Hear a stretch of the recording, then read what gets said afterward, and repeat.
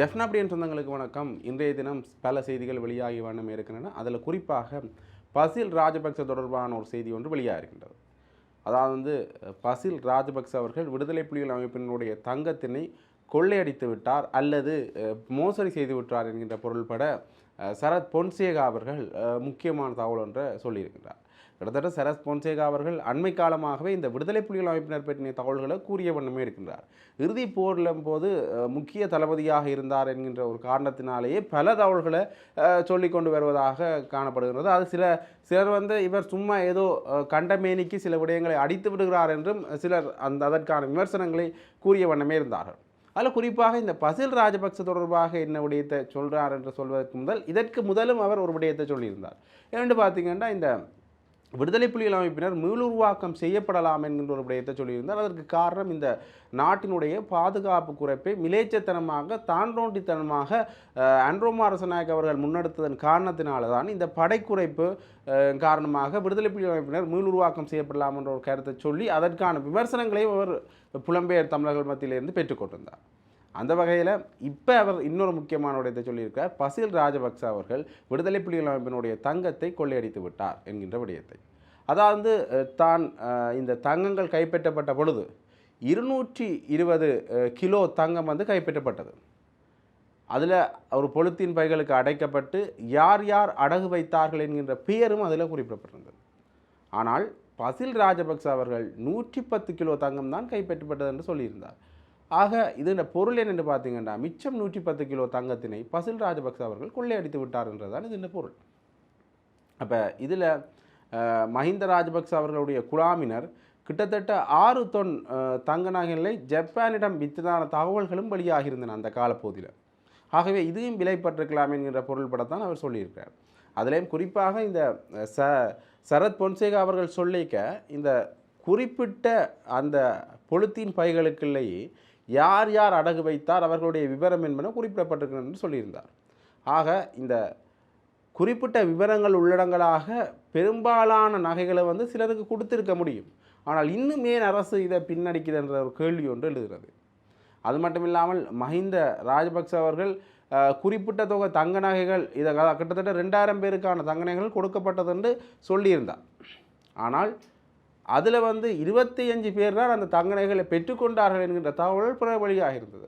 ஆக இந்த தங்க நகைகள் கைப்பற்றப்பட்டதில் இருந்து இந்த தங்க நகைகள் தொடர்பான பல செய்திகள் வெளியாகி வண்ணமே இருக்கின்றன. அதில் குறிப்பாக அன்ரோமா அரசநாயக் அவர்கள் அண்மையில் இந்த தங்கங்களை மக்களுக்கு பயனளிக்கப்படும், அல்லாவிட்டால் வடக்கு அபிவிருத்திக்கு இந்த தங்கங்கள் அனைவருக்கும் கொடுக்கப்படும் என்கின்ற பொருள்பட யார் சொன்னா அன்ரோமா அரசநாயக் அவர்கள்.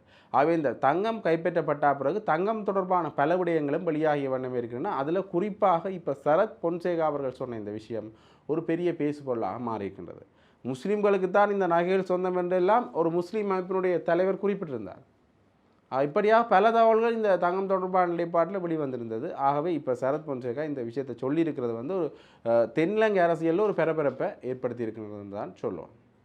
அடுத்தாக ராஜபக்சக்களை பற்றி பேசிக்க இன்னொரு முக்கியமான விஷயத்தை நாங்கள் சொல்லணும் என்று பார்த்திங்கன்னா, இந்த மஹிந்த ராஜபக்சவனுடைய மகன் ஜோசித ராஜபக்ச அவர்கள் இந்த பண மோசடியில் ஈடுபட்டுவார். அவர் மட்டுமில்லை, அவருடைய பாட்டியாரும் கூட அந்த பண மோசடியில் ஈடுபட்டிருந்தார் என்ற அவருடைய பாட்டியார் பேரும் அவருடைய பேரும் குறிப்பிடப்பட்டிருந்த வழக்குகள் பல இருந்தன. அந்த வழக்கில் ஒரு வழக்கு கிட்டத்தட்ட 73 மில்லியன் ரூபாய் பண மோசடி அவர்கள் செய்திருக்கின்றார்கள் என்கின்ற பொருள்பட இந்த விடயம் பேசப்பட்டது. அதில் குறிப்பிட்ட வழக்கு ஜூலை 11ஆம் தேதி வரைக்கும் இந்த விசாரணை தொடரும் என்று ஒத்திவைக்கப்பட்டிருக்கின்றது. ஆக இது இவ்வாறு இருக்க ஏற்கனவே இந்த ராஜபக்சர்கள் கைது செய்யப்படுவார்கள் என்கின்ற விடயம் சொல்லப்பட்டது. குறிப்பாக இந்த ஊழல் மோசடிகள் சம்பந்தமாகத்தான் இந்த ராஜபக்சர்கள் கைது செய்யப்படுவார்கள் சொல்லப்பட்டது. ஆனால் இன்னுமே அது நடைமுறைப்படுத்தப்படவில்லை. நாமல் ராஜபக்ச கூட நேரடியாக சொல்லியிருந்தார், உகண்டாவில் எங்களோட பணம் இருக்குன்னு சொல்லியிருங்கள், நேரடியாக எடுத்து காட்டுங்கொண்டு. ஆக ஏதோ ஒரு தைரியத்தில் தான் அவர் சொல்லியிருப்பார். இவர்கள் காட்ட மாட்டார்கள் அல்லது காட்ட முடியாத சூழ்நிலையில் ஏதாவது ஒரு பாதுகாப்பு பலப்படுத்தப்பட்டிருக்கும் என்ற ஒரு நம்பிக்கையில் தான் அவர் சொல்லியிருப்பார் என்று பலரும் தங்களுடைய விமர்சனங்களை சொல்லியிருந்தார்கள். இருந்தாலும் கூட இந்த ராஜபக்சர்களுடைய கைது என்றது தாமதமாகி போகிறது. மீண்டும் அனுர ஆட்சியிலையும் ராஜபக்சக்களை காப்பாற்றும் செயற்பாடு தான் நடக்குதா என்கின்ற கேள்வியும் எழுந்திருக்கின்றது. முன்னைய ஆட்சியிலேயும் கூட வழக்கல் நடந்தன, இந்த ஆட்சியிலேயும் வழக்கல் நடைபெறுகின்றன. ஆனால் அதற்குரிய தண்டனை என்னன்றதான் இப்போ ஒரு பெரிய கேள்விக்குறியாகவே இருக்கிறது. இது தொடர்பாக தேசிய மக்கள் சக்தியிடம் கேட்டால் அவர்கள் சொல்கிற பதில் என்னென்று பார்த்தீங்கன்னா, இந்த நீதித்துறையில் நாங்கள் தலையிட மாட்டோம், அது சுயாதீனமாக விட்டுட்டோம், அதால் தான் இந்த விடயங்கள் தொடர்பாக நாங்கள் பேசுவதில்லை என்று அவர் குறிப்பிட்டிருந்தார். ஆக இப்படியாக பல விஷயங்கள் வெளியில் வந்த வண்ணம் இருக்கின்றன. அதில் குறிப்பாக இந்த 40க்கும் மேற்பட்ட அரசியல்வாதிகள் கைது செய்யப்படுவார்கள் என்று பொதுமக்கள் பாதுகாப்பு அமைச்சர் ஆனந்த விஜயபால் அவர்கள் சொல்கிற பொழுது கூட அதில் முன்னைய நாள் பாராளுமன்ற உறுப்பினர்கள் அமைச்சர்களும் உள்ளடக்கப்பட்டிருக்கிறார்கள் சொல்லியிருந்தார்.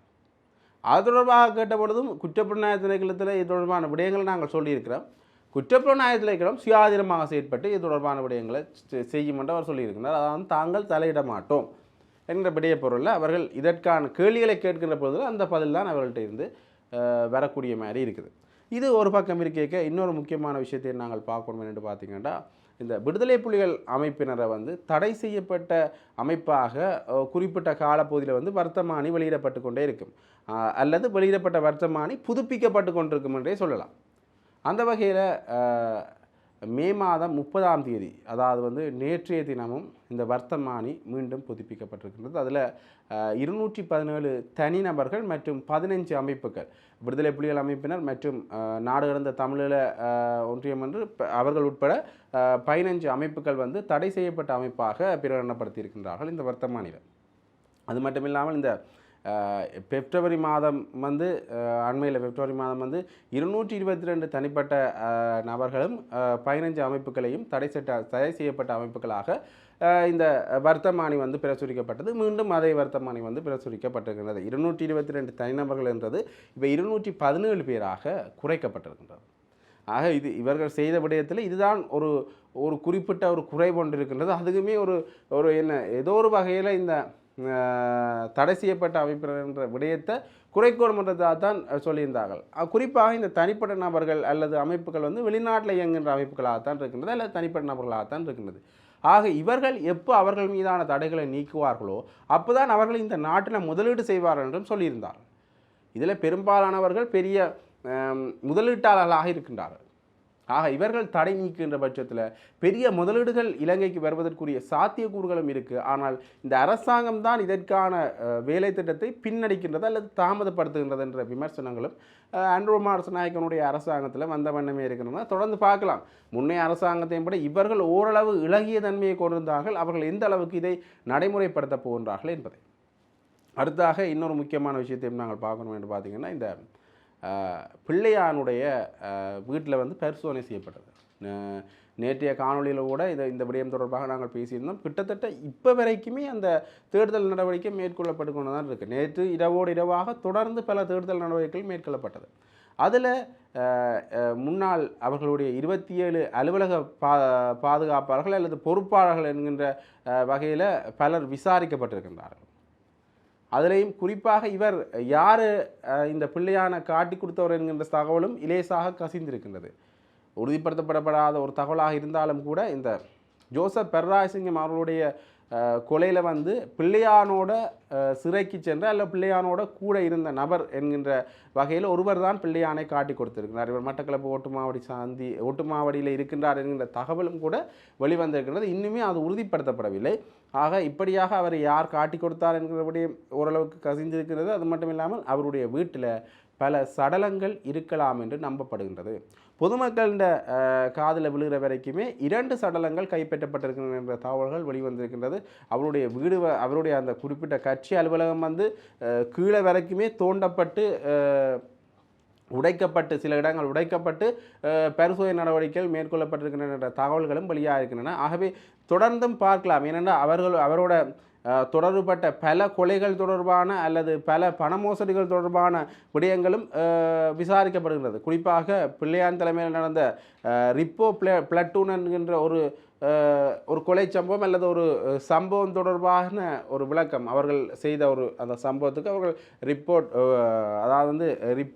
பிளட்டூன் என்ற பெயரை வச்சிருந்தார்கள். அந்த விடயம் தொடர்பாகவும் இந்த சோதனை நடவடிக்கைகள் அல்லது விசாரணை நடவடிக்கைகள் மேற்கொள்ளப்பட்ட வண்ணமே இருக்கின்றன. ஏற்கனவே பிமல் ரத்நாயக் அவர்கள் பாராளுமன்றத்தில் பேசுகின்ற பொழுது இந்த பிள்ளையானவர்கள் இன்னும் பல குற்றச்செயல்களில் ஈடுபட்டிருக்கலாம் என்கின்ற சந்தேகங்கள் எங்களுக்கு எழுந்திருக்கின்றது. அது தொடர்பான விடயத்திலையும் நாங்கள் விசாரணைகளை மேற்கொண்டு வரோம் என்று யார் சொன்னது பார்த்தீங்கன்னா பிமல் ரத்நாயக். ஆகவே இந்த பிள்ளையார் தொடர்பான விசாரணைகளில் ஒரு கட்ட நகர்வு தான் இதோ என்கின்ற கேள்வியும் எழுந்திருக்கின்றது. ஆகவே ஏதோ ஒரு வகையில் அந்த குற்றச்செயல்கள் நிரூபிக்கப்பட்டால் அவருக்கு தகுந்த தண்டனை வழங்கப்பட வேண்டும் என்கின்றதுதான் ஒரு விடயம்.